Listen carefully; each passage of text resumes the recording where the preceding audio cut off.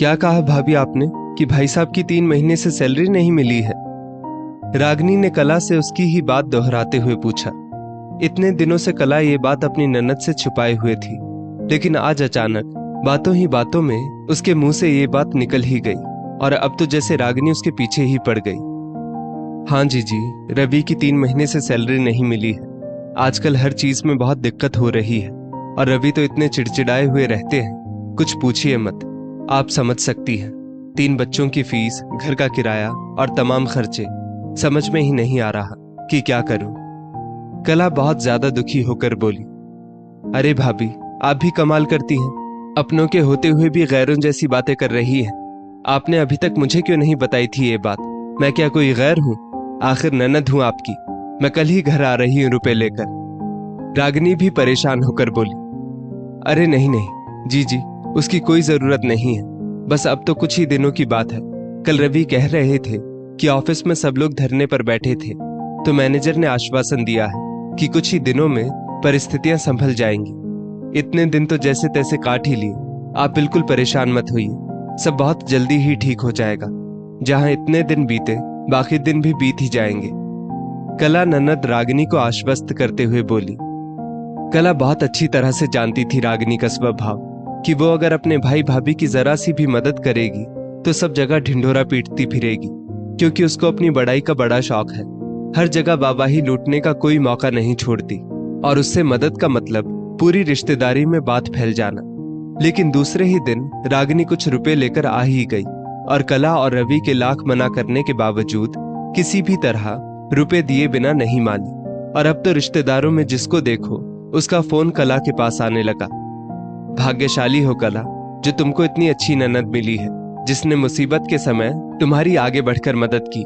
लेकिन उसके पैसे वापस कर देना। कला, देखा तुमने, ननद हो तो ऐसी, जो भाई भाभी की मुसीबत देखकर झट से रुपए लेकर दौड़ पड़ी, लेकिन जल्दी से ही उसके पैसे लौटा देना।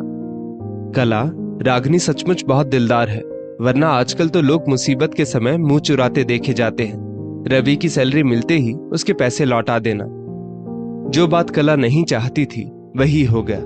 एक तो सबके सब संबंधियों को पता चल गया कि रवि को 3 महीने से सैलरी नहीं मिली, और दूसरा ननद रानी ने सबसे ये जरूर कहा होगा कि देखो, मैंने बड़प्पन दिखाते हुए रवि और कला को पैसे दे तो दिए, लेकिन पता नहीं कब पैसे वापस करते हैं। तभी सबने पैसे लौटाने की बात पर खास जोर देकर कहा।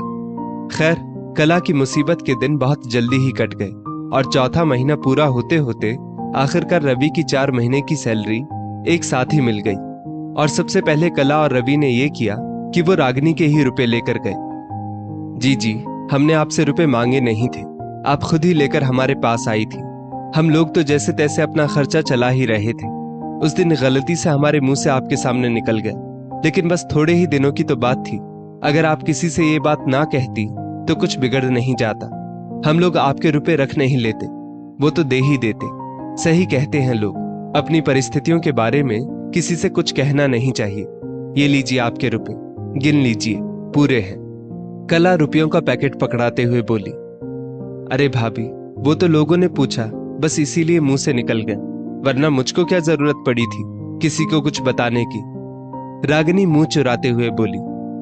जी, ये तो जब सबके फोन हमारे पास आ रहे थे उसी से पता चल गया था। कला चाहती तो और भी बहुत कुछ कह सकती थी, लेकिन ज्यादा बात आगे बढ़ाना नहीं चाहती थी, क्योंकि संबंधियों से ज्यादा बैर भी तो अच्छा नहीं होता। दोस्तों, इस स्टोरी को लेकर आपकी क्या राय है? नीचे कमेंट करके जरूर बताइएगा, और ऐसी ही और भी बेहतरीन वीडियोस के लिए हमारा पेज जरूर फॉलो करें। धन्यवाद।